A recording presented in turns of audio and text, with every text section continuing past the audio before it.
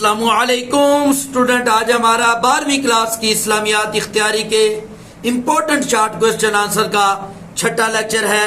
Student, ہم جتنے بھی کوسچن آنسر پڑھیں گے اس کی پکچر آپ کو ویڈیو کے آخر میں مل جائے گی۔ اب شروع کرتے ہیں۔ پہلا سوال ہے، کہتا شکر کی اقسام تحریر کریں۔ شکر کی 3 اقسام ہیں۔ سب سے پہلا جو ہے قلبی شکر ہے، دل سے شکر ادا کرنا۔ کوئی آپ کو گفٹ دیتا ہے یا اللہ تعالیٰ کی جو نعمتیں ہیں ان پر آپ دل سے شکر ادا کرتے ہیں تو یہ قلبی شکر کہلائے گا۔ دوسرا جو ہے شکر کی اقسام وہ ہے قولی شکر، زبان سے شکر ادا کرنا۔ کسی نے آپ کو کوئی گفٹ دیا، آپ نے اس کو کہا شکریہ، یا اللہ تبارک و تعالیٰ نے جو آپ پر نعمتیں کی اس پر آپ اللہ تبارک و تعالیٰ کا زبان سے شکر ادا کرتے ہیں، اس کو قولی شکر کہا جائے گا۔ اور تیسری جو قسم ہے وہ ہے عملی شکر۔ آپ اللہ تعالیٰ کی نعمتوں پر اللہ کی نماز پڑھتے ہیں، غریبوں کو صدقات کرتے ہیں، یہ عملی شکر ہو جائے گا۔ یا کسی بندے نے آپ کو گفٹ دیا، آپ بدلے میں اس کو اس سے بہتر گفٹ دیتے ہیں یا اس جیسا گفٹ دیتے ہیں یا اس سے کم تر گفٹ دیتے ہیں تو یہ کیا ہو جائے گا؟ عملی شکر ہو جائے گا۔ ٹھیک ہے جی۔ شکر کی 3 اقسام ہے، قلبی شکر ہے، قولی شکر ہے اور فعلی شکر ہے۔ اگلا سوال ہے، کہتا خدمت خلق سے کیا مراد ہے؟ خدمت خلق سے کیا مراد ہے؟ تو جواب پڑھتے ہیں، خدمت خلق سے یہ مراد ہے اللہ تعالیٰ کی خوشنودی کے لیے، اللہ تبارک و تعالیٰ کی رضا کے لیے، اللہ تعالیٰ کی جو ہے وہ محبت حاصل کرنے کے لیے، اللہ تعالیٰ کی جو مخلوق ہے ان کی خیر خواہی کرنا، ان کی جو ہے مدد کرنا، ان کی جو ہے خدمت کرنا، ان کے کام آنا خدمت خلق کہلاتا ہے۔ ٹھیک ہے جی۔ دوبارہ پڑھتے ہیں۔ سوال یہ تھا کہ خدمت خلق سے کیا مراد ہے؟ تو جواب پڑھتے ہیں، خدمت خلق سے یہ مراد ہے کہ اللہ تبارک و تعالیٰ کی رضا کے لیے، اللہ تبارک و تعالیٰ کی خوشنودی کے لیے اللہ کی مخلوق کی مدد کرنا، ان کے کام آنا، ان کی ضروریات کا خیال رکھنا خدمت خلق کہلاتا ہے۔ اگلا سوال ہے، کہتا ہے عقیقہ سے کیا مراد ہے؟ عقیقہ سے کیا مراد ہے؟ تو جواب پڑھتے ہیں، کسی بچے کی پیدائش پر کسی جانور کو ذبح کرنا، گائے بکری وغیرہ کو ذبح کرنا عقیقہ کہلاتا ہے۔ ٹھیک ہے جی۔ کسی بچے کی پیدائش پر جو ہے کسی جانور کو ذبح کرنا، بکری کو یا گائے وغیرہ کو ذبح کرنا، وہ کیا کہلاتا ہے؟ عقیقہ کہلاتا ہے۔ اور شریعت اسلامیہ میں مطلب اسلام میں جو ہے یہ عقیقہ سنت ہے، یہ کوئی فرض واجب نہیں ہے۔ اگر کوئی کر لیتا ہے تو ثواب ہوگا، اگر کوئی نہیں کرے گا تو گناہگار نہیں ہوگا۔ ٹھیک ہے جی۔ عقیقہ کیا ہے؟ بیٹے کی یا بیٹی کی پیدائش پر کسی جانور کو ذبح کرنا۔ ٹھیک ہے۔ بچے کی پیدائش پر آپ اس طرح لکھ دیں، بچے کی پیدائش پر کسی جانور کو ذبح کرنا، بکری کو یا گائے وغیرہ کو ذبح کرنا عقیقہ کہلاتا ہے۔ اور یہ شریعت اسلامی کی روح سے سنت ہے، نبی کریم صلی اللہ علیہ وسلم کی سنت ہے، لیکن یہ لازم نہیں ہے۔ اگر کوئی بندہ نہیں کرتا تو گناہگار نہیں ہوگا۔ اگلا سوال ہے، کہتا علم کے بارے میں کسی ایک حدیث کا ترجمہ لکھنا ہے تو کہا کہ آپ صلی اللہ علیہ وسلم کی حدیث ہے علم حاصل کرو۔ ٹھیک ہے جی۔ اور ایک اور حدیث ہے، فرمایا کہ ہر مرد و عورت پر جو ہے علم حاصل کرنا فرض ہے۔ ٹھیک ہے جی۔ ایک حدیث ہے، آپ صلی اللہ علیہ وسلم نے فرمایا مہد سے لے کر لحظ تک، ماں کی گود سے لے کر جو ہے قبر تک علم حاصل کرو۔ اور دوسری حدیث ہے کہ علم حاصل کرنا ہر مرد و عورت پر فرض ہے۔ تو کوئی ایک بھی حدیث آپ لکھ سکتے ہیں۔ اگلا سوال ہے، مسجد سے نکلنے کی دعا لکھنی ہے۔ مسجد سے نکلنے کی دعا یہ ہے، اللہم انی اسألک من فضلک ورحمتک، اللہم انی اسألک، اللہم اے اللہ، انی اسألک میں تجھ سے سوال کرتا ہوں، من فضلک تیرے فضل کا، یا اللہ میں تجھ سے سوال کرتا ہوں، تجھ سے چاہتا ہوں تیرے فضل کو، ورحمتک اور تیری رحمت کو، اللہم انی اسألک من فضلک ورحمتک، اے اللہ میں تیرا فضل چاہتا ہوں اور تیری رحمت چاہتا ہوں۔ اگلا سوال ہے، کہتا رہبانیت سے کیا مراد ہے؟ جی رہبانیت سے کیا مراد ہے؟ تو جواب پڑھتے ہیں، رہبانیت سے یہ مراد ہے بے رغبتی اختیار کر لینا، کنارہ کشی اختیار کر لینا۔ ٹھیک ہے جی۔ رہبانیت کا جو ہے مطلب یہ ہے کنارہ کشی اختیار کر لینا، بے رغبتی اختیار کر لینا۔ اصطلاح میں جو ہے رہبانیت کا یہ مطلب ہے کہ انسان اپنی نفسیاتی جو لذات ہیں، نفسیاتی خواہشات ہیں، جن کو سیکشول ڈیزائر کہتے ہیں، ان کو چھوڑ دے اور جو دنیاوی اور معاشرتی جو ذمہ داریاں ہیں، بچوں کی ذمہ داریاں ہیں، بیوی کی ذمہ داریاں ہیں، ان تمام ذمہ داریوں کو چھوڑ کر جنگل میں اللہ تعالیٰ کی عبادت کے لیے، اللہ کی تلاش کے لیے نکل جائے۔ لیکن شریعت اسلامی میں یہ حرام ہے، اسلام میں رہبانیت کو پسند نہیں کیا گیا۔ آپ صلی اللہ علیہ وسلم نے فرمایا لا رہبانیت فی الدین، کہ دین میں کوئی رہبانیت نہیں ہے، اسلام میں رہبانیت جائز نہیں ہے، کیونکہ اسلام اس چیز کا حکم دیتا ہے کہ جو بیوی بچوں کی ذمہ داریاں ہیں ان کو چھوڑنا جائز نہیں ہے۔ دوبارہ پڑھ دیتے ہیں، رہبانیت کا مطلب ہوتا ہے بے رغبتی اختیار کرنا، لاپرواہی کنارہ کشی اختیار کرنا، ٹھیک ہے۔ رہبانیت کا مطلب ہوتا ہے کنارہ کشی اختیار کرنا، بے رغبتی اختیار کرنا۔ اصطلاح میں اس کا مطلب ہوتا ہے کہ نفسیاتی لذات کو چھوڑ دینا اور دنیاوی جو ذمہ داریاں ہیں، بچوں کی ذمہ داریاں، بیوی کی ذمہ داریاں ہیں، اور دوسری جو معاشرتی اور معاشی ذمہ داریاں ہیں، ان تمام ذمہ داریوں سے کنارہ کش ہو کر، ان تمام ذمہ داریوں کو چھوڑ کر جنگل میں اللہ کی عبادت کے لیے، اللہ کی تلاش کے لیے نکل جانا، یہ رہبانیت کہلاتا ہے۔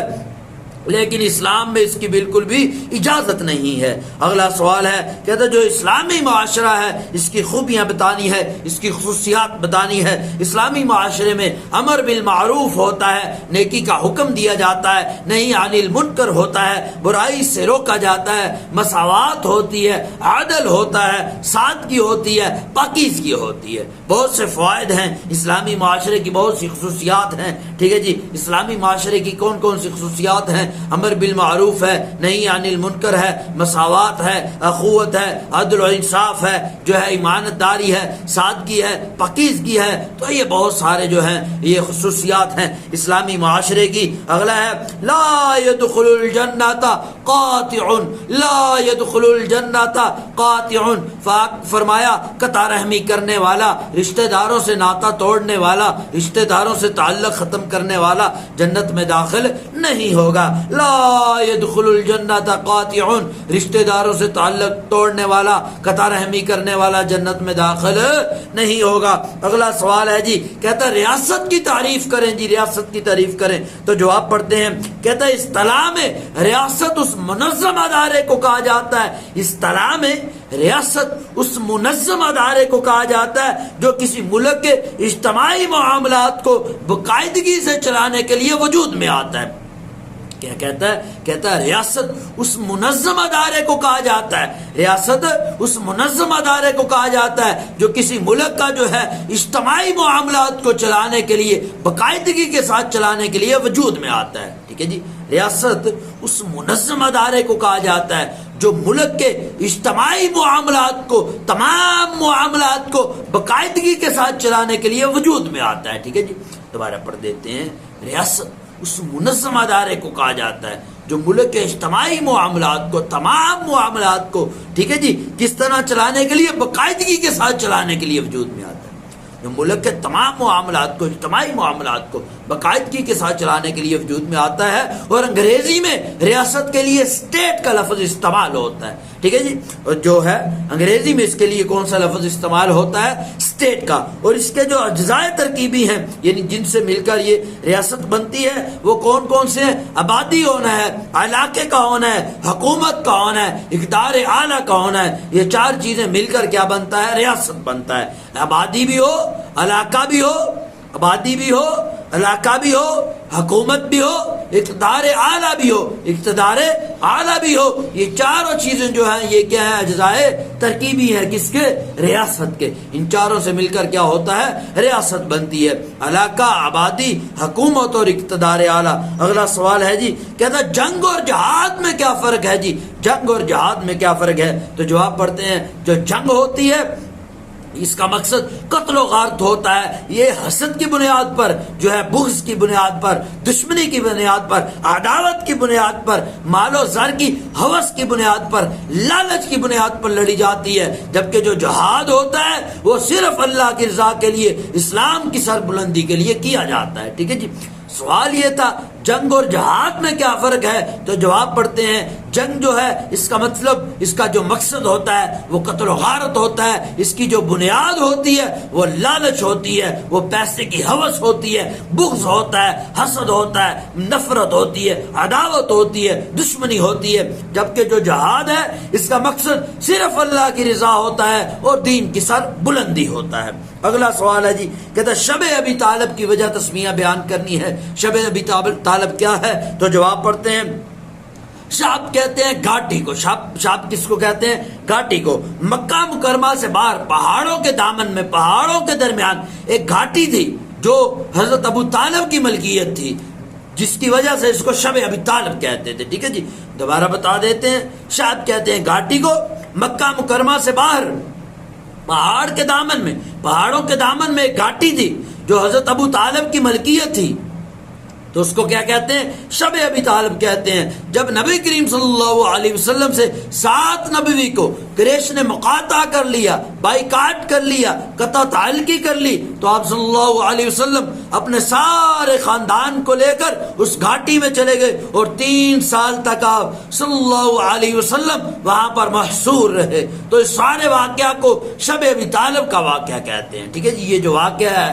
قطع رحمی کو، وہ جو مقاطع کا، بائیکاٹ کا، اس واقعہ کو کیا کہتے ہیں؟ اس واقعہ کو واقعہ شب ابی طالب کہتے ہیں۔ ٹھیک ہے جی، دوبارہ دہرا دیتے ہیں، شاب گھاٹی کو کہتے ہیں، مکہ مکرمہ سے باہر پہاڑوں کے دامن میں ایک گھاٹی ہے جو حضرت ابو طالب کی ملکیت تھی، جس کی وجہ سے اس کو شب ابی طالب کہتے تھے۔ جب 7 نبوی کو قریش نے بنو ہاشم سے، آپ صلی اللہ علیہ وسلم کے خاندان سے مقاطع کیا، بائیکاٹ کیا، تو آپ اپنے خاندان کو لے کر شب ابی طالب میں چلے گئے، وہاں پر آپ صلی اللہ علیہ وسلم 3 سال محصور رہے۔ اگلا سوال ہے جی، کہتا غزوہ سے کیا مراد ہے؟ پہلا اور آخری غزوہ بھی بتانا ہے۔ غزوہ سے مراد وہ جنگ ہے جس میں آپ صلی اللہ علیہ وسلم جنگ بھی نہیں بلکہ جہاد کا لفظ استعمال کریں۔ غزوہ سے مراد وہ جہاد ہے جس میں نبی کریم صلی اللہ علیہ وسلم نے خود شرکت کی ہو۔ غزوہ سے مراد وہ لڑائی ہے، وہ جہاد ہے جس میں نبی کریم صلی اللہ علیہ وسلم نے بنفس نفیس خود شرکت کی ہو۔ تو سب سے پہلا جو غزوہ ہے وہ غزوہ بدر ہے، اور سب سے آخری جو غزوہ ہے وہ غزوہ تبوک ہے۔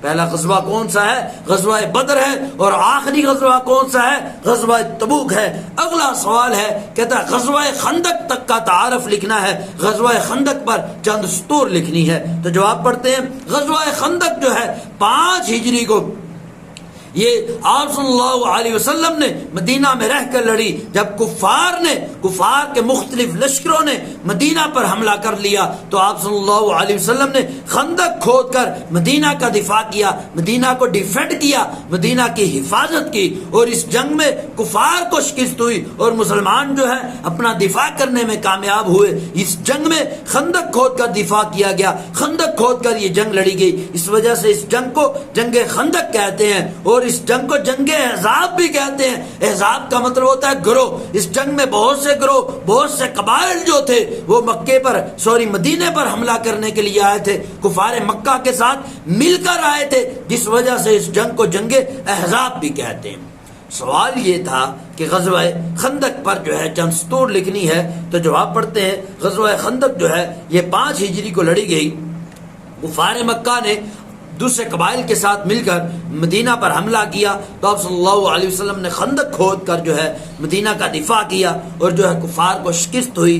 تو اس جنگ میں خندق کھودی گئی تھی، اس وجہ سے اس کو جنگ خندق کہتے ہیں، اور اس کو غزوہ احزاب بھی کہتے ہیں یا جنگ احزاب بھی کہتے ہیں، کیونکہ اس میں جو ہے کفار مکہ بہت سے قبائل کے ساتھ مل کر آئے تھے، تو بہت سے قبائل تھے، اس میں بہت سے گروہ تھے، اس وجہ سے اس کو جنگ احزاب بھی کہتے ہیں۔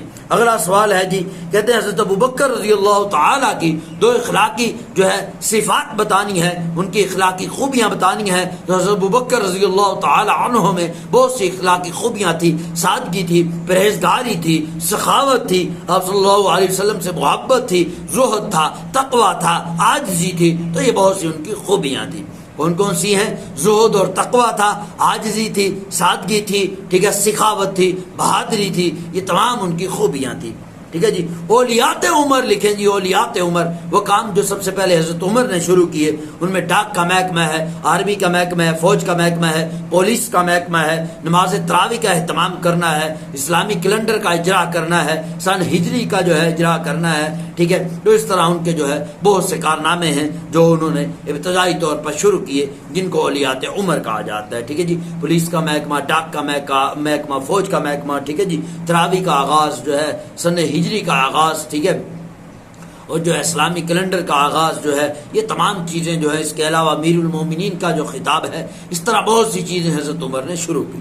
ٹھیک ہے جی. اگلا سوال ہے حضرت ابوبکر رضی اللہ تعالی عنہ کا پیشہ کیا تھا؟ تو حضرت ابوبکر رضی اللہ تعالی عنہ کا جو پیشہ تھا وہ تجارت تھا, وہ تجارت کیا کرتے تھے. ٹھیک ہے جی. حضرت ابوبکر صدیق رضی اللہ تعالی عنہ کا پیشہ تجارت تھا, یہ تاجر تھے. حضرت عثمان کی سادگی پر مختصر نوٹ لکھنا ہے. حضرت عثمان کی سادگی پر تو جواب پڑھتے ہیں. حضرت عثمان جو تھے عرب کے بہت بڑے تاجر تھے, اس کے باوجود بھی ان کا جو رہنا سہنا تھا, ان کا جو لباس تھا, وہ عین سنت کے مطابق تھا, آپ صلی اللہ علیہ وسلم کے طریقے کے مطابق تھا. اور بہت سادہ لباس پہنا کرتے تھے. نہ صرف لباس میں سادگی کیا کرتے تھے, بلکہ کھانے پینے اور اپنے رہن سہن میں انتہائی سادہ مزاج تھے, جبکہ اللہ کی راہ میں کھلے دل سے خرچ کیا کرتے تھے. ٹھیک ہے جی. حضرت عثمان غنی کی جو سادگی تھی وہ بے مثال تھی, سنت نبی کے متبعین میں سے تھے. آپ صلی اللہ علیہ وسلم کی سنت کو ہمیشہ فالو کرتے تھے. اور جو تھا ان کی جو سادگی تھی نہ صرف لباس تک محدود تھی, بلکہ کھانے پینے اور تمام معاملات میں وہ سادگی کو اپناتے تھے. حالانکہ وہ بہت امیر آدمی تھے اور بہت بڑے عرب کے تاجر بھی تھے. ٹھیک ہے. اگلا سوال ہے خوارج کون تھے جی؟ خوارج کون تھے؟ جواب پڑھتے ہیں. خوارج اسلام کا پہلا فرقہ ہے. خوارج جو ہے اسلام کا پہلا فرقہ ہے جو دین کے شعائر سے ہٹ گیا اور نئی راہ اختیار کر لی. خوارج وہ پہلا فرقہ ہے, وہ پہلا فتنہ ہے جو اسلام کے نام پر پیدا ہوا. اسلام کو چھوڑ کر, شاعر اسلام کو چھوڑ کر اس نے نئی راہ اختیار کر لی. جب حضرت علی رضی اللہ تعالی نے حضرت امیر معاویہ رضی اللہ تعالی عنہ کا حکم کا فیصلہ, ثالثی کا فیصلہ قبول کیا, تو یہ گروہ ان سے علیحدہ ہو گیا. حضرت علی کی فوج سے نکل کر علیحدہ گروپ بن گیا, علیحدہ گروہ بن گیا اور سازشیں شروع کر دی. تو حضرت علی کی ان کے ساتھ جنگ ہوئی اور جو ہے ان کو شکست ہوئی. تو یہ جو گروہ تھا یہ حضرت علی کو اور حضرت امیر معاویہ کو دونوں کو نعوذ باللہ یہ واجب القتل سمجھتا تھا, دونوں کو نعوذ باللہ یہ کافر سمجھتا تھا. ٹھیک ہے جی. دوبارہ پڑھ دیتے ہیں. کہتا خوارج کون تھے؟ خوارج یہ اسلام کا وہ پہلا فرقہ تھا جو اسلام کو چھوڑ کر, اسلام کے شاعر کو چھوڑ کر اس نے نئی راہ اختیار کر لی. یہ حضرت علی رضی اللہ تعالیٰ عنہ کی فوج میں تھے, لیکن ان کی فوج سے یہ علیحدہ ہو گئے اور حضرت علی کے مخالف ہو گئے. اور ان کا یہ دعویٰ تھا جب حضرت علی نے سالس جو ہے مقرر کیا, یہ اصل میں واقعہ اس طرح ہوا جب دونوں کی جنگ ہوئی, حضرت علی کی بھی اور حضرت امیر معاویہ کی بھی, اور فیصلہ جو ہے وہ صلح پر ٹھہرا اور سالس انہوں نے مقرر کر دیے, وہ جس کو آپ کہہ رہے ہیں قاضی مقرر کر دیے. حضرت عمر نے فرمایا, حضرت امیر معاویہ نے فرمایا جو فیصلہ بھی عمر بن عاص کریں گے وہ مجھے قبول ہے. تو حضرت علی نے کہا جو فیصلہ بھی موسیٰ عشری کریں گے مجھے قبول ہے. ان دونوں نے اپنے اپنے نمائندے جو ہے مقرر کر دیے اور کہا کہ یہ دونوں آپس میں جو بھی فیصلہ طے کر لیں تو ہم ان کو قبول کر لیں گے. تو جب یہ دونوں آدمیوں کو, عمر بن عاص کو اور موسیٰ عشری کو, ان دونوں حضرات نے جب مقرر کیا تو جو ایک گروہ تھا جو حضرت علی کی فوج میں تھا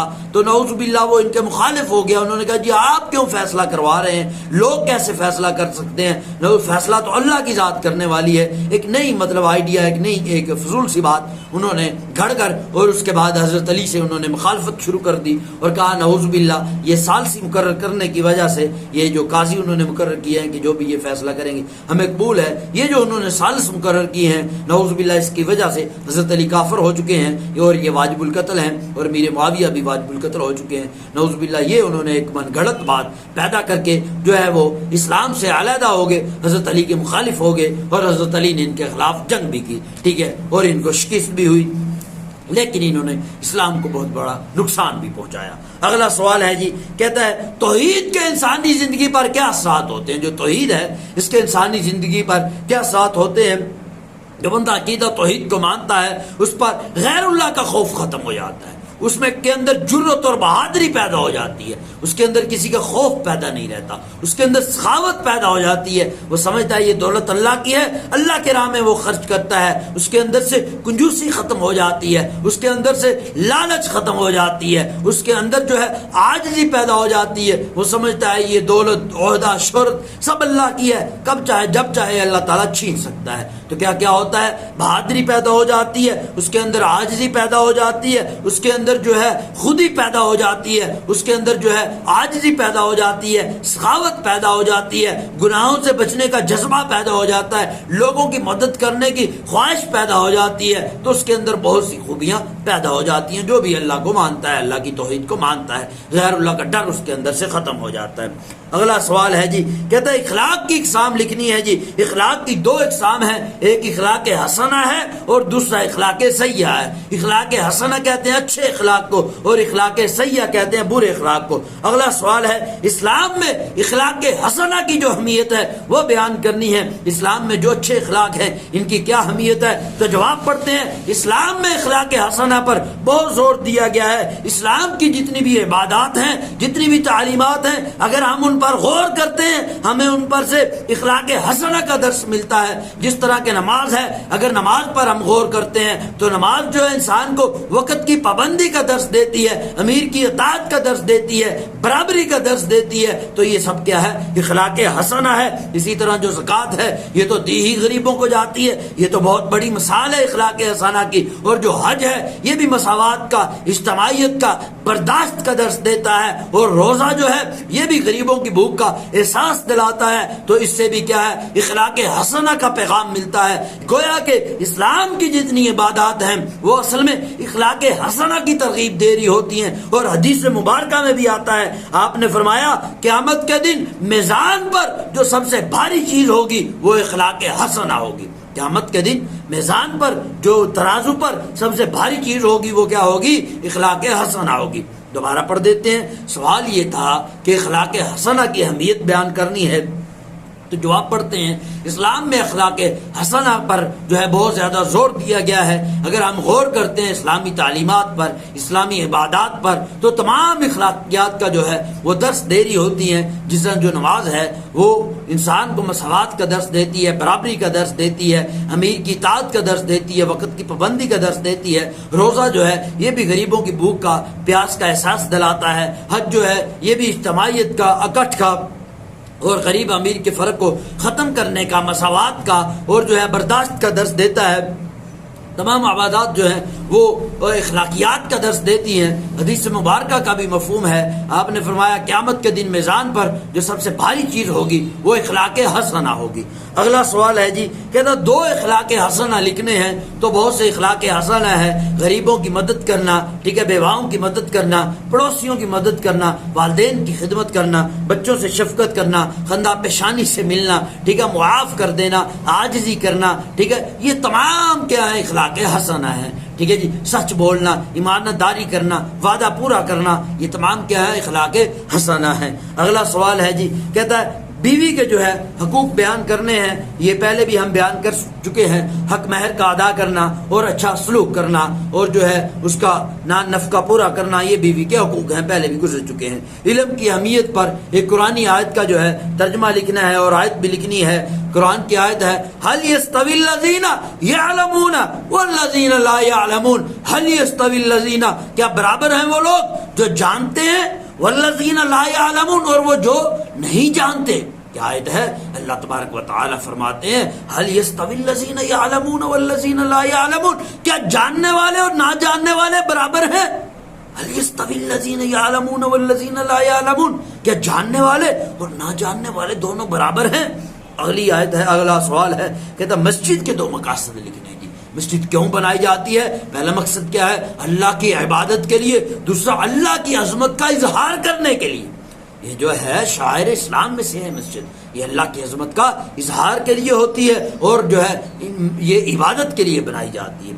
ٹھیک ہے جی. اگلا سوال ہے جی وآت المال علی حبی ذوی القربا، اور اپنے مال کو دیجیے اللہ کی محبت میں قریبی رشتہ داروں کو. وآت المال، اور دیجیے مال کو علی حبی اللہ کی محبت میں ذوی القربا قریبی رشتہ داروں کو. اللہ کی محبت میں مال کو دیجیے قریبی رشتہ داروں کو. اگلا سوال ہے کہتا ہے شہری سے کیا مراد ہے؟ شہری سے کیا مراد ہے؟ شہری سے مراد جو شہری ہے کسی ملک کا باشندہ ہے. شہری کیا ہے؟ کسی ملک کا فرد ہے، کسی ملک کا باشندہ ہے جسے اس ملک میں رہائش کے قانونی حقوق حاصل ہوں. ٹھیک ہے، شہری کسی ملک کا باشندہ ہے جسے اس ملک کے اندر رہائش کے قانونی حقوق حاصل ہوں. کہتا ہے جو شہری ہے وہ کسی ملک کا فرد ہے، کسی ملک کا باشندہ ہے، اس کو اس ملک کے، جس ملک میں وہ رہ رہا ہے، اس میں رہنے کے تمام قانونی حقوق حاصل ہوں. بڑی آسان بات ہے. کہتا ہے شہری کیا ہے؟ کسی بھی ملک کا باشندہ ہے اور وہ جس ملک میں رہ رہا ہے اس میں رہنے کے جو قانونی حقوق ہیں اس کو تمام کے تمام حاصل ہوں تو وہ ان کا حقدار ہو، تو وہ کیا ہوگا؟ شہری ہوگا. جس طرح کہ ہم جو ہیں پاکستان کے باشندے ہیں، پاکستان میں رہ رہے ہیں، اس کے شہری ہیں، تو یہاں کے جتنے بھی رہائش کے قانون ہیں وہ ہمیں حاصل ہیں، وہ ہمیں ملنے چاہیے. اگر نہیں دیتی حکومت تو وہ قصوروار ہے، لیکن قانونی طور پر جو ہے ہم اس کے حقدار ہیں تو ہم کیا کہلائیں گے؟ شہری کہلائیں گے. ٹھیک ہے جی. شہری کیا ہوتا ہے؟ کسی بھی ملک کا باشندہ ہوتا ہے، اس ملک میں جو رہائش کے جو حقوق ہیں، قانونی حقوق ہیں، وہ جس کو حاصل ہوتے ہیں تو وہ کیا کہلاتا ہے؟ شہری کہلاتا ہے. ملک کا باشندہ بھی ہو اور اس ملک میں جو رہائش کے حقوق ہیں، ٹھیک ہے جی، قانونی حقوق ہیں، وہ بھی اگر حاصل ہو تو وہ شہری کہلائے گا اس ملک کا. آگے ہے ریاست اور حکومت میں فرق بتانا ہے. ریاست کون سی ہوتی ہے؟ پہلے ہم تاریخ پڑھ چکے ہیں. ریاست اس منظم ادارے کو کہا جاتا ہے، ریاست اس منظم ادارے کو کہا جاتا ہے جو کسی ملک کے اجتماعی معاملات کو باقاعدگی کے ساتھ چلانے کے لیے وجود میں آتی ہے. ریاست اس منظم ادارے کو کہا جاتا ہے جو کسی ملک کے اجتماعی معاملات کو باقاعدگی کے ساتھ چلانے کے لیے وجود میں آتی ہے. بہت آسان ہے، پہلے پڑھ چکے ہیں. ریاست اس منظم ادارے کو کہا جاتا ہے جو کسی ملک کے اجتماعی معاملات کو ایک جو ہے باقاعدگی کے ساتھ منظم انداز میں چلانے کے لیے وجود میں آتی ہے. جبکہ جو حکومت ہوتی ہے وہ کسی ریاست کا نظم و نسق چلاتی ہے. جو حکومت ہوتی ہے وہ کیا ہوتی ہے؟ وہ بھی ایک ادارہ ہے. حکومت بھی ایک ادارہ ہے جو ریاست کا نظم و نسق چلاتی ہے، اور جو حکومت ہوتی ہے وہ ریاست کے تابع ہوتی ہے.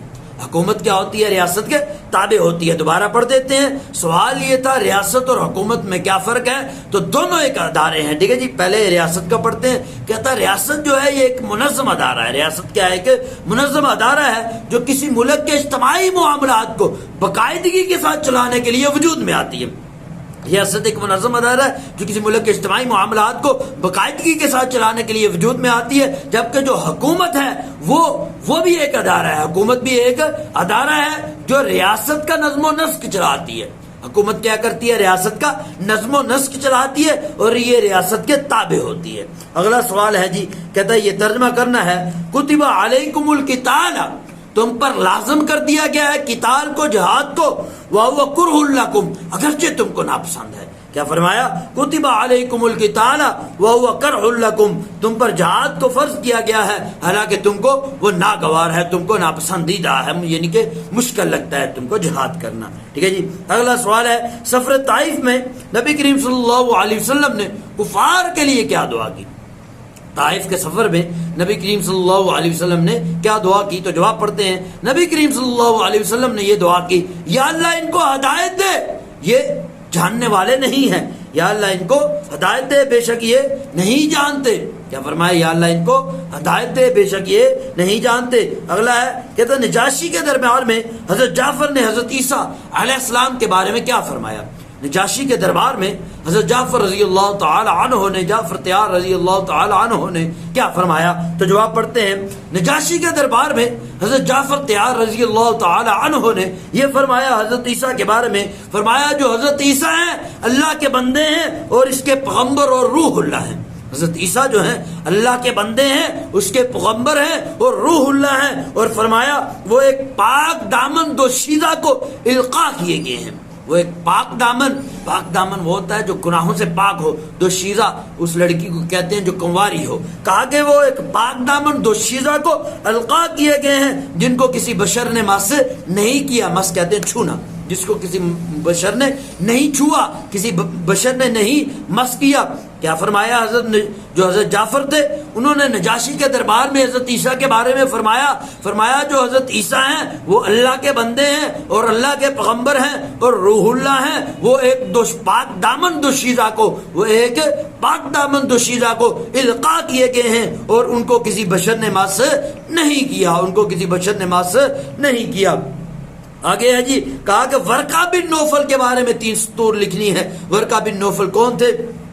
تو جواب پڑھتے ہیں، ورقہ بن نوفل جو تھے حضرت ختیجہ رضی اللہ تعالی عنہ کے چچا زاد بھائی تھے، ٹھیک ہے جی، ان کے چچا کے بیٹے تھے، ان کے چچا زاد بھائی تھے۔ جب آپ صلی اللہ علیہ وسلم پر پہلی وحی آئی تو حضرت ختیجہ آپ صلی اللہ علیہ وسلم کو جو ہے ورقہ بن نوفل کے پاس لے گئی۔ جو ورقہ بن نوفل تھے یہ جو ہے تورات اور انجیل کے عالم تھے، یہ ان دونوں کتابوں کے عالم تھے۔ تو جب آپ صلی اللہ علیہ وسلم ان کے پاس گئے تو یہ پہلے شخص تھے جنہوں نے آپ صلی اللہ علیہ وسلم کو بتایا کہ آپ پر جو فرشتہ آیا ہے یہ وہی فرشتہ ہے جو حضرت موسیٰ پر بھی آیا کرتا تھا اور حضرت عیسیٰ پر بھی آیا کرتا تھا۔ یہ پہلے شخص تھے جنہوں نے حضرت آپ صلی اللہ علیہ وسلم کی نبوت کی گواہی دی، ٹھیک ہے جی۔ ورقہ بن نوفل کون تھے؟ دوبارہ پڑھ دیتے ہیں۔ ورقہ بن نوفل حضرت ختیجہ کے چچا زاد بھائی تھے۔ جب آپ صلی اللہ علیہ وسلم پر پہلی وحی آئی تو حضرت ختیجہ آپ کو انہی کے پاس لے کر گئی، ٹھیک ہے۔ یہ تورات اور انجیل کے عالم تھے، انہوں نے بتایا کہ یہ وہی فرشتہ ہے جو حضرت موسیٰ اور عیسیٰ پر آیا تھا اور اس نے آپ صلی اللہ علیہ وسلم کی نبوت کی خوشخبری بھی دی اور ان کی گواہی بھی دی، ٹھیک ہے جی۔ اگلا سوال ہے، کہتا ہے یہ ترجمہ کرنا ہے، یؤثرون علی انفسہم ولو کان بہم خصاصہ۔ یہ مومنین کی خوبیاں بیان کی گئی ہیں، کہا یؤثرون، یہ ترجیح دیتے ہیں دوسروں کو، علی انفسہم، اپنی جانوں پر، ولو کان بہم خصاصہ، اگرچہ ان کو اس کی اشد ضرورت بھی ہو۔ کیا فرمایا؟ یؤثرون علی انفسہم، وہ اپنی جانوں پر ترجیح دیتے ہیں دوسروں کو، ولو کان بہم خصاصہ، اگرچہ خود ان کو حاجت بھی ہو، اگرچہ ان کو ضرورت بھی ہو۔ کیا فرمایا؟ وہ دوسروں کو اپنی جانوں پر ترجیح دیتے ہیں اگرچہ خود کو ضرورت بھی ہو۔ اگلا سوال ہے جی، کہتا ہے غزوہ احد میں جو مسلمانوں کو نقصان ہوا اس کی وجہ کیا تھی؟ غزوہ احد میں مسلمانوں کو کیوں نقصان ہوا، اس کی کیا ریزن تھی، کیا وجہ تھی؟ تو وہ پڑھتے ہیں، سب سے پہلی جو تھی آپ صلی اللہ علیہ وسلم کی شہادت کی خبر پھیل گئی، جھوٹی خبر پھیل گئی کہ نعوذ باللہ آپ صلی اللہ علیہ وسلم شہید ہو گئے، اور دوسری امیر کی حکم عدولی کی گئی، امیر کے حکم کو نہیں مانا گیا، اور تیسری وجہ یہ تھی کہ جو مجاہدین تھے، صحابہ کرام تھے، وہ مال غنیمت اکٹھا کرنے لگے۔ 3 وجوہات تھی، آپ صلی اللہ علیہ وسلم کی شہادت کی جھوٹی خبر کا پھیل جانا اور امیر کی حکم عدولی کرنا، مطلب جو 50 تیر انداز مقرر کیے تھے انہوں نے امیر کی بات کو نہیں مانا، ان میں سے جو 40 تھے وہ آ گئے، ٹھیک ہے۔ امیر کی حکم کی جو ہے نافرمانی کی گئی، حکم عدولی کی گئی، امیر کا حکم نہیں مانا گیا، اور جو ہے مال غنیمت اکٹھا کرنے لگ گئے، ٹھیک ہے جی۔ مال غنیمت کا حصول، کون سی ریزن تھی مسلمانوں کے نقصان کی؟ مال غنیمت کا حصول، امیر کی حکم عدولی، امیر کی حکم کی اطاعت نہ کرنا، اور آپ صلی اللہ علیہ وسلم کی شہادت کی جھوٹی خبر، یہ وجوہات بنی غزوہ احد میں نقصان کی۔ اگلا سوال ہے، کہتا آپ صلی اللہ علیہ وسلم کے دور میں عہد نبوی میں آمدنی کے کیا ذرائع تھے؟ آپ صلی اللہ علیہ وسلم نے کے دور میں مسلمانوں کی آمدنی کہاں سے ہوتی تھی، ملک کا نظم و نسق کیسے چلتا تھا؟ تو وہ بتانا ہے، ایک تو زکوٰۃ تھی، زکوٰۃ جو پیسے سے لی جاتی ہے، پھر عشر تھا جو زمین سے لیا جاتا ہے، پھر صدقات تھے جو عام مسلمان صدقات کرتے تھے، پھر جو ہے مال غنیمت تھا جو جنگ کے بعد حاصل ہوتا ہے، مال فے تھا، وہ پڑھ چکے ہیں کہ اگر بغیر جنگ کے کافروں کا جو مال حاصل ہوتا ہے اس کو مال فے کہتے ہیں، اور پھر اس کے علاوہ جزیہ تھا جو کافروں سے ٹیکس لیا جاتا ہے، مسلمانوں سے پیسے پر زکوٰۃ لی جاتی ہے اور کافروں سے جو پیسے پر ٹیکس لیا جاتا ہے، تو یہ بعض کا جزیہ کا بھی سوال آ جاتا ہے، ذہن میں رکھیں۔ تو مسلمانوں سے جو پیسوں پر لی جاتی ہے اس کو زکوٰۃ کہتے ہیں، اور کافروں سے جو پیسے لیے جاتے ہیں، ٹھیک ہے، ان کے پاس جو مال و دولت ہے اس پر ان سے جزیہ لیا جاتا ہے جس کو ٹیکس کہتے ہیں۔ اور دوسرا پھر یہ ہے خراج، یہ بھی ایک آمدنی کا ذریعہ تھا۔ خراج جو تھا یہ عشر کے مقابل ہے، مسلمانوں سے زمین کی پیداوار پر عشر لیا جاتا ہے، جبکہ جو کافر ہیں ان سے زمین کی پیداوار پر جو ہے خراج لیا جاتا ہے، ٹھیک ہے جی۔ دوبارہ دوہرا دیتے ہیں، آپ صلی اللہ علیہ وسلم کے دور میں جو آمدنی کے ذریعے تھے وہ کون سے تھے؟ زکوٰۃ تھی، عشر تھی، صدقات تھے، ٹھیک ہے، اس کے علاوہ مال غنیمت تھا، مال فے تھا، خراج تھا، اور جو ہے جزیہ تھا، ٹھیک ہے جی۔ آگے ہے جی، نبی کریم صلی اللہ علیہ وسلم کی 4 صاحبزادیوں کی 4 بیٹیوں کے نام بتانے ہیں، تو تو وہ حضرت زینب ہے، حضرت ام کلثوم ہے، حضرت رقیہ ہے، حضرت فاطمہ ہے، ٹھیک ہے، حضرت زینب ہے، حضرت رقیہ ہے، حضرت ام کلثوم ہے اور حضرت فاطمہ ہے، 4 بیٹیاں ہیں نبی کریم صلی اللہ علیہ وسلم کی، حضرت زینب، رقیہ، ام کلثوم اور حضرت فاطمہ رضی اللہ تعالی عنہما۔ اگلا سوال ہے حضرت ابوبکر رضی اللہ تعالی عنہ کے بارے میں قرآن پاک میں کون سے القاب آئے ہیں، ان کو کون سا لقب دیا گیا ہے؟ تو جواب پڑھتے ہیں سورۃ توبہ کی آیت نمبر جو 40 ہے، سورۃ توبہ کی آیت نمبر جو 40 ہے، اس میں حضرت صدیق اکبر رضی اللہ تعالی عنہ کو صاحب یعنی دوست کا لقب دیا گیا ہے، ٹھیک ہے جی۔ سورۃ توبہ کی جو آیت نمبر 40 ہے اس میں حضرت صدیق اکبر رضی اللہ تعالی عنہ کو صاحب کا یعنی دوست کا لقب دیا گیا ہے، اور جو سورۃ زمر ہے اس کی آیت نمبر 33 میں حضرت صدیق اکبر رضی اللہ تعالی عنہ کو تصدیق کرنے والا یعنی صدیق کا لقب دیا گیا ہے، ٹھیک ہے جی۔ ایک دوست کا لقب دیا گیا ہے اور دوسرا صدیق کا لقب دیا گیا ہے۔ سورۃ توبہ کی جو آیت نمبر 40 ہے اس میں حضرت ابوبکر رضی اللہ تعالی عنہ کو صاحب کا، جس کا مطلب کیا ہوتا ہے دوست، اس کا لقب دیا گیا ہے، اور جو سورۃ زمر کی آیت نمبر 33 ہے اس میں حضرت صدیق اکبر کو تصدیق کرنے والا یعنی صدیق کا لقب دیا گیا ہے۔ اگلا سوال ہے حضرت عمر کا جو دور خلافت تھا وہ کتنا عرصہ تھا؟ حضرت عمر کا جو دور خلافت تھا وہ تقریباً 10 سال تھا، ٹھیک ہے، حضرت عمر کا جو دور خلافت تھا وہ 10 سال تھا۔ یہ ذہن میں رکھیں، یہ بہت اس طرح کے کافی سوال آ جاتے ہیں۔ تو جو آپ صلی اللہ علیہ وسلم کو جو نبوت ملی، پہلے آپ کی پیدائش کو ذہن میں رکھیں، آپ کی جو پیدائش تھی یہ 571 عیسوی کو ہوئی، ٹھیک ہے، تو جو نبوت ملی وہ آپ صلی اللہ علیہ وسلم کو 40 سال کی عمر میں ملی۔ تو حساب لگا لیں تو نبوت کی کون سی ڈیٹ بنتی ہے، اس میں 571 میں 40 ایڈ کر لیں تو آپ کو نبوت کا پتہ چل جائے گا کہ نبوت کس ڈیٹ میں ملی، ٹھیک ہے جی۔ تو آپ کو جو ہے 40 سال کی عمر میں نبوت ملی اور 13 سال آپ نے مکہ میں گزارے، ٹھیک ہے جی۔ تو 13 نبوی جو کہلاتا ہے، پہلا جب نبوت ملی، نبوت کا جو پہلا سال ہوگا وہ وہ ہوگا 1 نبوی، جو دوسرا سال ہوگا وہ 2 نبوی، اس طرح جو ہے 13 سالوں کو 13 نبوی تک یہ دور چلے گا، ٹھیک ہے جی۔ تو جب آپ صلی اللہ علیہ وسلم نے 40 سال پہلے گزارے، 13 سال کی عمر میں نبوت ملی، یہ تقریباً 53 ایئرس بن جاتے ہیں، 53 سال بن جاتے ہیں۔ اس کے بعد آپ نے جو ہے ہجرت کی، ہجرت جب آپ صلی اللہ علیہ وسلم نے کی تو جو پہلی سال جب آپ نے ہجرت کی اس کو یکم ہجری کہتے ہیں، پہلی ہجری کہتے ہیں، ٹھیک ہے جی۔ پہلی ہجری، یکم نہیں، پہلی ہجری اس کو کہا جائے گا، ٹھیک ہے۔ تو ہجرت کے بعد سے آپ کا جو ہے ہجری کا دور شروع ہوا، تو وہ بھی اگر آپ کو اسویں ڈیٹ میں بتانا ہو تو آپ اس میں ایڈ کر لیں، پیدائش میں آپ جو ہے 53 ایئر ایڈ کریں گے تو ہجرت کا پہلا سال بن جائے گا۔ تو 10 سال جو ہے آپ جو ہے مدینہ میں رہے، کل آپ کی جو عمر تھی 63 سال تھی، ٹھیک ہے جی۔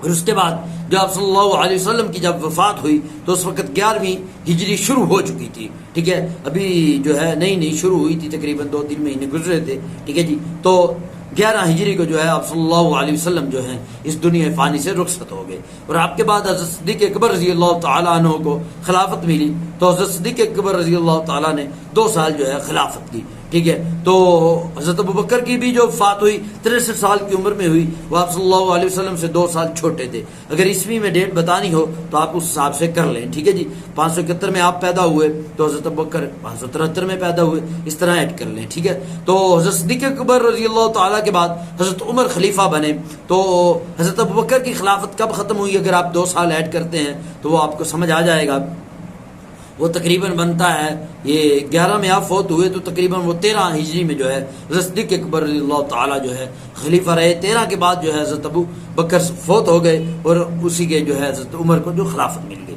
تو 10 سال حضرت عمر بھی خلیفہ رہے۔ تو تقریباً 10 سال کے بعد جو ہے حضرت عمر جب فوت ہوئے تو یہ 23 جو ہجری تھی یہ اینڈ ہو چکی تھی، اس کا آخری دن تھا، 1 محرم کو یہ فوت ہوئے، تو 24 ہجری جو تھی اس کا پہلا دن شروع ہو چکا تھا، ٹھیک ہے۔ تو حضرت عمر جو تھے ان کی عمر بھی 63 سال تھی۔ تو یہ آپ پیپر میں اگر آ جاتا ہے تو کیلکولیشن کر لیں تو بڑی آسانی سے آپ جواب دے سکتے ہیں، ٹھیک ہے جی۔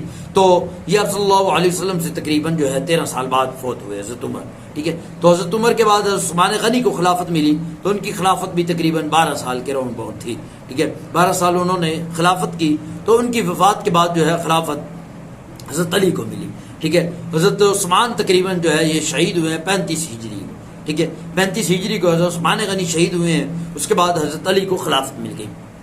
حضرت علی کی جو خلافت تھی وہ تقریباً 4.5 سال کے قریب تھی، ٹھیک ہے۔ تو 40 ہجری کے مڈ میں جو ہے حضرت علی بھی دنیا سے رخصت ہو گئے ہیں، ٹھیک ہے. تو حضرت علی کے بعد جو ہے حضرت حسن کو جو ہے خلافت ملی ہے، تو انہوں نے تقریباً 6 ماہ خلافت کی ہے. تو اس طرح آپ جو ہے خلافت کا دور جو ہے وہ سمجھ سکتے ہیں کہ کس طرح ان کو خلافت ملی ہے اور کتنا عرصہ انہوں نے حکومت کی ہے، خلافت کی ہے. ٹھیک ہے جی. اگلا سوال ہے جی، کوفہ کو کس نے دارالحکومت بنایا؟ تو جواب پڑھتے ہیں حضرت علی رضی اللہ تعالی عنہ نے کوفہ کو دارالحکومت بنایا. پہلے جو 3 خلفاء تھے، حضرت بکر، عمر اور عثمان، اور آپ صلی اللہ علیہ وسلم کا جو دور تھا اس میں مدینہ ہی دارالحکومت تھا، یہی دارالخلافہ تھا. لیکن حضرت علی کے دور میں چند ایسے معاملات پیدا ہوئے جن کی وجہ سے ان کو جو ہے یہ دارالخلافت کو شفٹ کرنا پڑا، منتقل کرنا پڑا کوفہ کی طرف. حضرت جو ہے علی جو ہے انہوں نے کوفہ کو دارالحکومت بنایا. ٹھیک ہے جی. تو مسلمانوں کا جو کیپٹل تھا، جو دارالخلافہ تھا، حضرت علی کے دور میں کوفہ بن گیا، کوفہ کی طرف منتقل ہو گئے حضرت علی، وہیں پر انہوں نے رہائش بھی اختیار کر لی. تو اگلا سوال ہے، نماز کی اہمیت پر کوئی حدیث لکھنی ہے. نبی کریم صلی اللہ علیہ وسلم نے فرمایا من ترک الصلاۃ متعمدا فقد کفر، جس نے جان بوجھ کر نماز چھوڑی گویا کہ اس نے کفر کیا. ٹھیک ہے. ایک اور حدیث بھی ہے، فرمایا مومن اور کافر کے درمیان جو فرق ہے وہ نماز کا ہے. فرمایا کافر اور مومن کے درمیان جو فرق ہے وہ نماز کا ہے، اور فرمایا جس نے جان بوجھ کر نماز چھوڑی گویا کہ اس نے کفر کیا. اگلا سوال ہے، زکوٰۃ کے 2 معاشی فوائد لکھنے ہیں. پیسوں کے اعتبار سے جو زکوٰۃ کے فوائد ہیں وہ لکھنے ہیں. سب سے پہلا جو ہے زکوٰۃ افراط زر جو ہے اس کا خاتمہ کرتی ہے. افراط زر ہوتا ہے پیسہ بہت زیادہ ہو جائے اور چیزوں کی قلت ہو جائے. ٹھیک ہے جی. جو زکوٰۃ ہے افراط زر کا خاتمہ کرتی ہے، اور زکوٰۃ سے جو دولت ہے وہ چند ہاتھوں میں مرتکز نہیں ہوتی، چند ہاتھوں میں اکٹھی نہیں ہو جاتی، بلکہ جو دولت ہے وہ گردش کرتی رہتی ہے. ٹھیک ہے جی. اور تیسرا زکوٰۃ کا یہ فائدہ ہوتا ہے ملک میں سرمایہ کاری بڑھتی ہے. اور چوتھا فائدہ یہ ہوتا ہے غریب جو ہوتے ہیں ان کے اندر احساس محرومی نہیں رہتا. ٹھیک ہے. اور پھر جو 5واں فائدہ ہوتا ہے، تو جو دولت کی دھارا ہے وہ ہر ایک کی طرف بہتی ہے، ہر بندہ دولت سے استفادہ اٹھاتا ہے، ہر بندے تک جو ہے پیسہ پہنچتا ہے تو وہ اپنی ضروریات کو پورا کرتا ہے، جس کی وجہ سے ملک میں جو ہے فسادات کم ہوتے ہیں، قتل و غارت جو ہے وہ ختم ہو جاتی ہے، چوری ڈکیتی کا خاتمہ ہوتا ہے. ٹھیک ہے جی. یہ زکوٰۃ کے معاشی فوائد بتا دیتے ہیں. پہلا کیا ہوتا ہے؟ افراط زر کا خاتمہ ہوتا ہے. افراط زر کا خاتمہ ہوتا ہے، اور جو دولت ہے وہ گردش کرتی رہتی ہے، چند ہاتھوں میں اکٹھی نہیں ہو جاتی، لوگوں کا احساس محرومی ختم ہو جاتا ہے، ملک میں سرمایہ کاری ہوتی ہے، جرائم جو ہوتے ہیں وہ کنٹرول میں آ جاتے ہیں. اگلا سوال ہے جی، والدین کے جو ہے حقوق لکھنے ہیں. والدین کو کون کون سے حقوق ملنے چاہیے؟ ان میں سے ہے والدین کی اطاعت کی جائے، ان کی فرما برداری کی جائے، ان کی خدمت کی جائے، زندہ ہوں تو جو ہے ان کے لیے دعائے خیر کی جائے، فوت ہو جائیں ان کے لیے دعائے مغفرت کی جائے. والدین کے جو رشتہ دار ہیں ان کے ساتھ بھی حسن سلوک کیا جائے. ٹھیک ہے جی. والدین کے کون کون سے جو ہیں حقوق ہیں، اور جو اولاد کے فرائض بن جائیں گے تو والدین کے حقوق ہوں گے، وہ کون کون سے ہیں؟ سب سے پہلے ان کی اطاعت کی جائے، ان کی خدمت کی جائے، ان کی بات کو مانا جائے، ان کے حکم کی تعمیل کی جائے. ٹھیک ہے. ان کے سامنے اونچی آواز میں نہ بولا جائے. ٹھیک ہے جی. ان کے لیے دعائے خیر کی جائے، فوت ہو جائیں جو ہے ان کے لیے دعائے مغفرت کی جائے، اگر حاجت مند ہوں تو ان کو جو ہے مالی امداد کی جائے، بیمار ہوں تو ان کے علاج کی کوشش کی جائے، بیمار پرسی کی جائے. تو جتنے بھی آپ لکھ سکتے ہیں والدین کے جو ہے حقوق لکھ دیں. ٹھیک ہے جی. آگے ہے جی، کہتا ہے 4 اخلاقی اقدار کو تحریر کرنا ہے. اخلاقی اقدار کے نام سے بھی سوال آ سکتا ہے، اخلاق حسنہ کے نام سے بھی سوال آ سکتا ہے. تو اخلاقی اقدار میں ہے سچ بولنا ہے، ایمانت داری ہے، وعدے کو پورا کرنا ہے، شرم و حیا کرنا ہے. تو یہ سارے جو ہیں اخلاقی اقدار ہیں. کون کون سے ہیں جی؟ وعدہ پورا کرنا، شرم و حیا جو ہے، سچ بولنا، ایمانت داری، یہ سارے کیا ہیں جی؟ یہ افعال عہد میں کہہ رہا وہ اخلاق حسنہ بھی اور اچھے اقدار بھی کہلائیں گے. آگے ہے جی، مسجد کی جو ہے اہمیت بیان کرنی ہے. تو مسجد جو ہے مسلمانوں کی عبادت کے لیے بنائی جاتی ہے. تو مسجد جو ہے یہ مساوات کا درس دیتی ہے. اس میں غریب امیر کا فرق ختم ہو جاتا ہے. اس کی وجہ سے، مسجد کی وجہ سے لوگ ایک دوسرے سے ملتے ہیں، ایک دوسرے کے اندر محبت پیدا ہوتی ہے، الفت پیدا ہوتی ہے. ٹھیک ہے. ایک دوسرے سے تعلق بنتا ہے، ایک دوسرے سے رابطہ قائم ہوتا ہے، غریب امیر کا فرق ختم ہو جاتا ہے، مساوات پیدا ہو جاتی ہے، محبت پیدا ہو جاتی ہے. وقت کی پابندی کا درس دیتی ہے مسجد جو ہے. اس میں لوگ جماعت کے ساتھ نماز پڑھتے ہیں، نماز پڑھنے کی وجہ سے وقت کی پابندی کا درس ملتا ہے. امیر کی اطاعت کرتے ہیں تو امیر کی اطاعت کا درس ملتا ہے. ٹھیک ہے جی. نظم و ضبط پیدا ہو جاتا ہے. تو تمام جو ہے یہ اس کی وجہ سے، مسجد کی وجہ سے فوائد انسان کو حاصل ہوتے ہیں. ٹھیک ہے جی. پھر یہ مسجد جو ہے شاعر اسلام میں سے بھی ہے. دوبارہ پڑھتے ہیں. سوال یہ تھا مسجد کی اہمیت بیان کرنی ہے. تو مسجد جو ہے یہ شعائر اسلام میں سے ہے. تو مسجد جو ہے اس کی وجہ سے لوگوں کے دلوں میں محبت پیدا ہوتی ہے, الفت پیدا ہوتی ہے. مسجد کے اندر غریب و امیر کا فرق ختم ہو جاتا ہے, غریب امیر کا فرق نہیں رہتا, مساوات پیدا ہو جاتی ہے. لوگ جو ہے ایک امیر کی اطاعت کرتے ہیں, امیر کی اطاعت کا درس ملتا ہے, وقت کی پابندی کا درس ملتا ہے, نظم و ضبط کا جو ہے درس ملتا ہے. اور جو ہے اس کے اندر آنے کی وجہ سے نسلی, خاندانی, علاقائی جتنے بھی تفاوت ہیں, جتنے بھی جو ہے تفریقیں ہیں وہ ختم ہو جاتی ہیں. اگلا سوال ہے رشتہ داروں کے حقوق بیان کرنے ہیں. کوئی سے 2 حقوق بیان کرنے ہیں, ان کے ساتھ حسن سلوک کیا جائے. اگر جو ہے مقروض ہوں تو ان کا قرض ادا کیا جائے, مالی ضرورت مند ہوں تو ان کی مالی امداد کی جائے, بھوکے ہوں تو کھانا کھلایا جائے, بیمار ہوں تو بیمار پرسی کی جائے, ٹھیک ہے, فوت ہو جائے تو جنازے میں شرکت کی جائے, ان کی خوشی غمی میں شریک ہوا جائے. تو یہ تمام جو ہے ان کے حقوق ہیں. ٹھیک ہے جی, کون کون سے ہیں؟ حسن سلوک کرنا ہے, ان کی مالی امداد کرنا ہے, ان کے جو مقروض ہیں تو قرض ادا کرنا ہے, بیمار ہیں تو عیادت کرنی ہے, بھوکے ہیں تو کھانا کھلانا ہے. ٹھیک ہے جی, کوئی فوت ہو جائے تو اس کی جنازے میں شرکت کرنی ہے. شہریوں کے 2 معاشی حقوق بتانے ہیں. پیسوں کے اعتبار سے جو شہریوں کے حقوق ہیں, حکومت کی جو ذمہ داریاں ہیں وہ بتانی ہیں. تو پہلا یہ ہے کہ ہر شہری کا یہ حق ہے اس کو جو ہے حکومت روزگار فراہم کرے. ٹھیک ہے, حکومت ایسا ماحول پیدا کرے کہ جو ہے شہری ان کو روزگار مل سکے, پیسے کمانے کے جو ہے وہ ریسورسز مل سکیں. ٹھیک ہے جی, روزگار مہیا کرے, حکومت کی ذمہ داری ہے اور یہ ہر شہری کا حق ہے. حکومت کی ذمہ داری ہے. دوسرا یہ ہے کہ ہر شہری کو بنیادی ضروریات جن میں روٹی, کپڑا اور مکان ہے, تعلیم ہے, یہ مہیا کرے. ٹھیک ہے جی, ہر شہری کو بنیادی ضروریات روٹی, کپڑا اور مکان مہیا کرے. ٹھیک ہے جی, اگلا سوال ہے جہاد اکبر کس کو کہا جاتا ہے؟ جہاد بن نفس جو ہے, نفس کے خلاف جو جہاد ہے اس کو جہاد اکبر کہا جاتا ہے. جہاد بن نفس کو جہاد اکبر کہا جاتا ہے. آگے ہے جی تبلیغ کی اہمیت بیان کرنی ہے. تبلیغ کی اہمیت کیا ہے؟ تبلیغ جو ہے اسلام کا انتہائی اہم فریضہ ہے. قرآن و حدیث میں تبلیغ کی اہمیت پر بہت زیادہ زور دیا گیا ہے. قرآن پاک کی بھی آیت کا مفہوم ہے, فرمایا کہ تم بہترین امت ہو, لوگوں کی بھلائی کے لیے نکالی گئی ہو, لوگوں کو نیکی کا حکم دیتے ہو اور برائی سے روکتے ہو. ٹھیک ہے جی, دوبارہ پڑھ دیتے ہیں. سوال یہ تھا تبلیغ کی اہمیت بیان کرنی ہے. قرآن و سنت میں, قرآن و حدیث میں تبلیغ کی بہت اہمیت بیان کی گئی ہے. قرآن میں اللہ تبارک و تعالی فرماتے ہیں تم بہترین امت ہو, لوگوں کی بھلائی کے لیے نکالی گئی ہو, لوگوں کو نیکی کا حکم دیتے ہو اور برائی سے روکتے ہو. انسان کا ایمان اسی وقت مکمل ہوتا ہے جب وہ تبلیغ کرتا ہے. اگر وہ تبلیغ نہیں کرتا تو جو اہم فریضہ ہے وہ دین کا چھوٹ جاتا ہے, جس کی وجہ سے اس کا جو ایمان ہے وہ مکمل نہیں ہوتا. اگلا سوال ہے عربوں کے جو مشہور بت ہیں ان کے نام بتانے ہیں. کوئی سے 2 کے نام بتانے ہیں, جس میں سے ایک لات ہے, منات ہے, عزا ہے, ٹھیک ہے, حبل ہے. تو بہت سے ان کے بت تھے, لات, منات, عزا. ٹھیک ہے جی, لات, منات, عزا یاد کر لیں.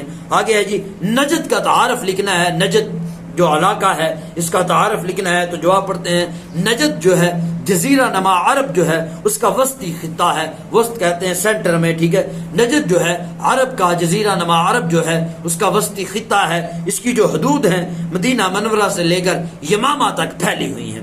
ٹھیک ہے جی, جو نجد کی حدود ہیں یہ یمامہ سے لے کر مدینہ تک یا مدینہ سے لے کر یمامہ تک پھیلی ہوئی ہیں. تو یہ اپنے نخلستان کی وجہ سے مشہور ہے. نخلستان کہتے ہیں اس جگہ کو جہاں پر کھجوروں کے باغ ہوں. ٹھیک ہے جی, تو یہ اپنے نخلستان کی وجہ سے مشہور ہے.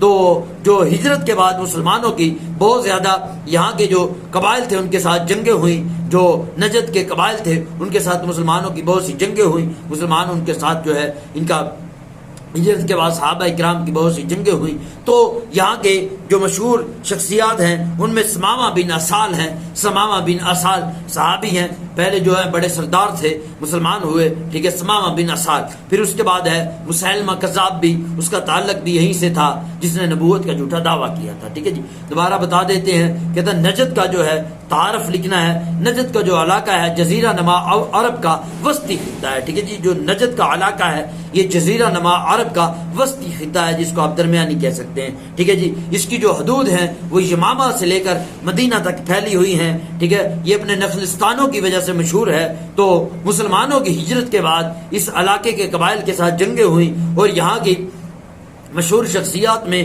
جو حضرت سمامہ بن اسال ہیں, سمامہ سے کے ساتھ ہے, سے میم الف ما. ٹھیک ہے, سمامہ. ٹھیک ہے, سمامہ بن اسال ہیں.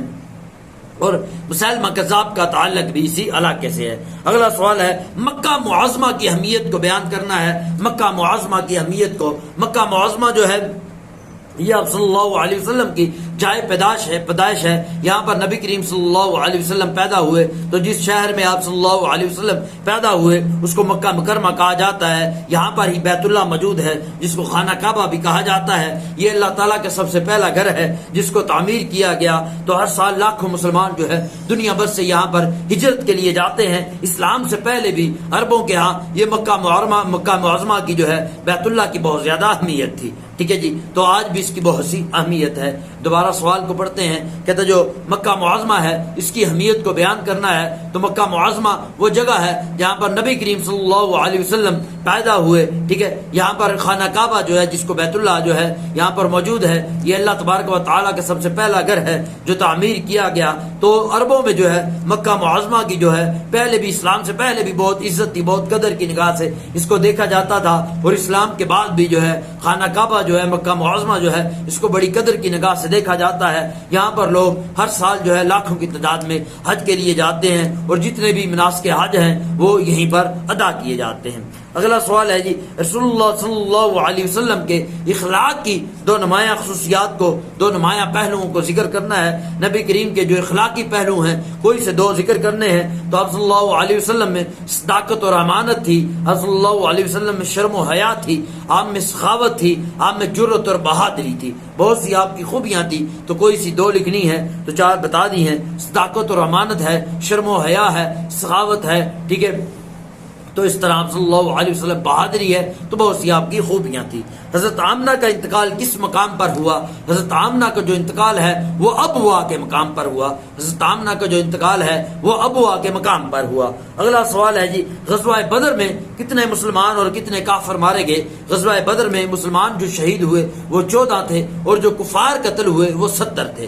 70 کافر مارے گئے اور 14 جو مسلمان ہیں وہ شہید ہوئے. ٹھیک ہے جی. فتح مکہ کے موقع پر قریش کے ساتھ نبی کریم صلی اللہ علیہ وسلم نے کیا سلوک کیا؟ ٹھیک ہے جی. سوال یہ ہے فتح مکہ کے موقع پر قریش کے ساتھ کیا سلوک کیا گیا یا نبی کریم نے ان کے ساتھ کیا سلوک کیا؟ تو جواب پڑھتے ہیں. نبی کریم نے سب کو معاف فرما دیا. فرمایا تم سب آزاد ہو اور تم سے کوئی بدلہ نہیں لیا جائے گا.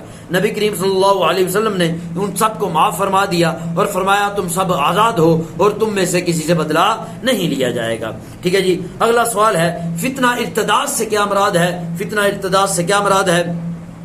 حضرت صدیق اکبر رضی اللہ تعالی عنہ کے دور میں, حضرت ابوبکر رضی اللہ تعالی عنہ کے دور میں کچھ لوگوں نے, کچھ قبائل نے اسلام کو چھوڑ دیا. اس کی وجہ یہ تھی ایک تو منافقین کی سازشیں تھی اور دوسرا یہ نئے نئے مسلمان ہوئے تھے.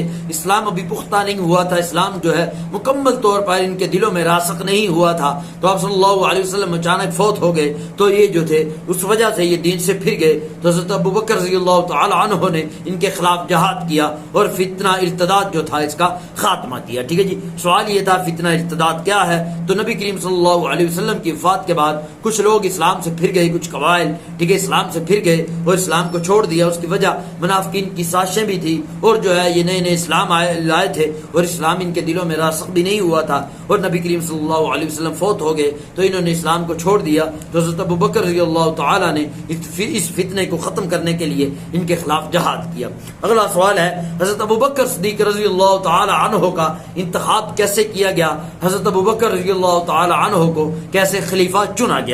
تو جواب پڑھتے ہیں نبی کریم صلی اللہ علیہ وسلم کے وصال کے بعد یہ سوال پیدا ہوا کہ اب جو ہے ریاست کا جو ملک کا نظم و نسق کون چلائے گا؟ نبی کریم صلی اللہ علیہ وسلم کا نائب کون ہوگا؟ تو اس کے لیے انصار جو تھے وہ ایک جگہ پر اکٹھے ہوئے جس کو سقیفہ بنی سعدہ کہا جاتا ہے. ایک مقام پر اکٹھے ہوئے جس کو سقیفہ بنی سعدہ کہا جاتا ہے. تو انصار یہ دعویٰ کرنے لگے کہ خلافت کے حقدار ہم ہیں کیونکہ ہم نے نبی کریم صلی اللہ علیہ وسلم کو اور صحابہ کرام کو ٹھکانہ دیا تو خلافت جو ہے ہمیں ملنی چاہیے. ہم نبی کریم صلی اللہ علیہ وسلم کے جانشین ہونے چاہیے. جب یہ خبر حضرت صدیق اکبر رضی اللہ تعالی عنہ کو پہنچی تو وہ حضرت عمر کو لے کر اور حضرت عبیدہ بن جراح کو لے کر وہ سقیفہ بنی سعدہ میں پہنچے اور انہوں نے جا کر جو انصار ہیں ان کی خدمات جہاد کی تعریف کی، ان کی جو ہے قربانیوں کی تعریف کی، اور ان کی جو ہے تعریف کرنے کے بعد انہوں نے یہ بتایا جو عرب والے ہیں وہ قریش کے علاوہ کسی کی بھی خلافت کو قبول نہیں کریں گے، کسی کی بھی حکومت کو قبول نہیں کریں گے۔ اس لیے انہوں نے مشورہ دیا کہ جو حکومت ہونی چاہیے، امیر ہونے چاہیے، وہ ہم میں سے ہونا چاہیے، وہ قریش میں سے ہونا چاہیے، جبکہ جو ہے وزیر جو ہے وہ ہم تم میں سے بنائیں گے، یعنی کہ انصار میں سے بنائیں گے، تمہارے مشورے کے بغیر کوئی بھی کام نہیں ہوگا۔ تو کیونکہ قریش جو ہے یہی سب سے پہلے اسلام لانے والے تھے، اور یہی وہ قبیلہ ہے جن کو عرب جو ہے قبول کریں گے، انہی کی خلافت قبول کی جائے گی عرب میں، ان کے علاوہ جو عرب ہیں کسی کی بھی خلافت کو قبول نہیں کریں گے۔ تو پھر صدیق اکبر رضی اللہ تعالیٰ نے فرمایا، حضرت عمر بھی موجود تھے اور عبیدہ بن جراح بھی موجود تھے، فرمایا یہ دونوں بڑی شخصیات موجود ہیں، حضرت عمر بھی اور عبیدہ بن جراح بھی، آپ جس کو چاہو ان دونوں میں سے اپنا خلیفہ بنا سکتے ہو۔ لیکن صدیق اکبر رضی اللہ تعالیٰ وہاں پر کھڑے تھے، تو حضرت عمر آگے بڑھے، انہوں نے حضرت ابوبکر کا ہاتھ کا بوسہ لیا اور فرمایا کہ آپ ہی ہمارے سردار ہیں، اور حضرت ابوبکر کے ہاتھ پر بیعت کر لی۔ تو عبیدہ بن جراح جو تھے انہوں نے بھی حضرت ابوبکر رضی اللہ تعالی عنہ کے ہاتھ پر بیعت کر لی، اور جو ہے باقی مسلمانوں نے بھی ان کے ہاتھ پر بیعت کر لی۔ تو صدیق اکبر رضی اللہ تعالی جو تھے مسلمانوں کے خلیفہ مقرر ہو گئے، اور ان کی خلافت کا اعلان ہو گیا۔ دوبارہ سوال کو پڑھ دیتے ہیں۔ سوال یہ تھا حضرت ابوبکر رضی اللہ تعالی عنہ کو کس طرح خلیفہ بنایا گیا؟ تو جواب پڑھتے ہیں، آپ صلی اللہ علیہ وسلم کے وصال کے بعد یہ سوال پیدا ہوا کہ نبی کریم صلی اللہ علیہ وسلم کا جانشین کون ہوگا، ریاست کا نظم و نسق، ملک کا نظم و نسق کون چلائے گا؟ تو اس کے لیے انصار ثقیفہ بنی ساعدہ میں اکٹھے ہوئے۔ ثقیفہ بنی ساعدہ یاد کر لیں، سین کے ساتھ ہے، سین قاف یہ آگے فے ہے، ثقیفہ بنی ساعدہ میں جو ہے انصار اکٹھے ہوئے، اور ان کا یہ دعویٰ تھا جو جانشین ہے، جو خلیفہ ہے، وہ ہم میں سے ہونا چاہیے، کیونکہ ہم نے نبی کریم صلی اللہ علیہ وسلم کو ٹھکانہ دیا۔